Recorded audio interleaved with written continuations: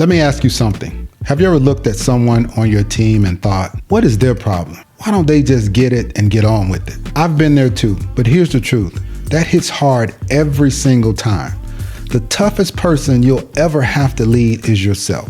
Hello, my name is Christopher Houston, and today I want to unlock why self-leadership is the foundation of every promotion, every breakthrough, and every ounce of growth you'll ever experience. Because before you can lead others with confidence, you've got to lead yourself with honesty. So let's get into it. Number one, self-awareness. You can't fix what you won't face. Most leaders don't fail because they lack skill. They fail because they lack sight. We see everyone else's blind spots, but we ignore our own blind spots. That's why teams stall. That's why trust erodes, because people follow what we do, not what we say. I learned this early in my Air Force career. I had a young airman who kept making the same mistakes. I pulled him aside, ready to fix him, right? That's what we do. And halfway through my lecture, he said, "Excuse me, sir, with all due respect, you do the same thing sometimes." That hit me like a brick. It wasn't disrespect, it was the truth. I was holding him to a standard I wasn't consistently meeting. And that's when I realized you can't fix what you don't face.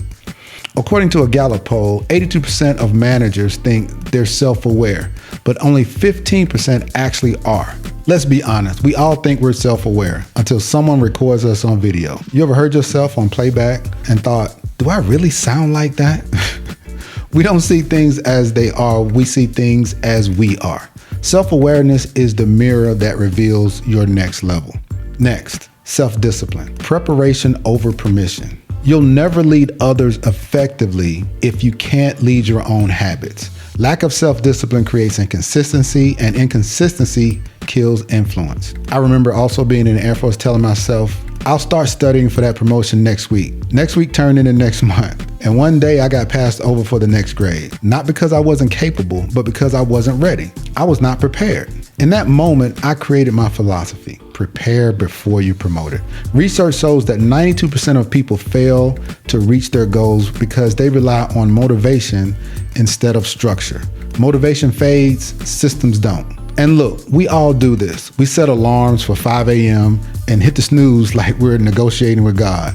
That's not discipline. That's delayed regret. Discipline is choosing what you want most over what you want now. That's from Craig Gresham, founder of Life Church. Preparation isn't glamorous, but it's the secret to promotion. Next is patience, the power of slow growth. We live in a world that wants instant results, instant success, instant validation, but impatient leaders make reckless decisions, damage relationships, and lose trust. When I became leader of small and large groups, I wanted to change everything fast, but you have to realize employees have seen leaders come and they've seen leaders go. So instead, I spent 60 days visiting every airport, and this is when I was in Hawaii, and I was just listening. By month 3, the culture began to shift, not because I pushed harder, but because I slowed down to connect and pause. A Harvard study found that leaders who model patience and empathy boost team performance by 23%. Patience doesn't mean doing nothing. It's like standing in a TSA security line during the holidays. Well, you're not happy about being there, but you know you're going to get somewhere soon.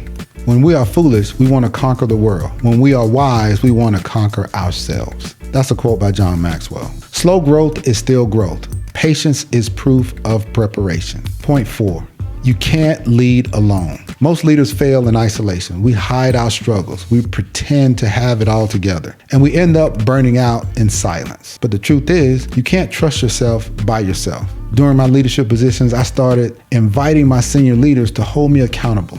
I told them, if you see me slipping, just say something. At first, they were hesitant. But when they realized I meant it, it created a culture of honesty. According to studies, people with accountability partners increase their success rate by 65%. Add a structured check-in and it jumps to 95%. We all say, I got this. But if you've ever tried to build an IKEA furniture alone, you know that's a lot. You can't do it by yourself. Accountability ensures the picture on the box matches what you're building. People who lead themselves well know a secret. They can't trust themselves. Remember, accountability isn't weakness, it's wisdom.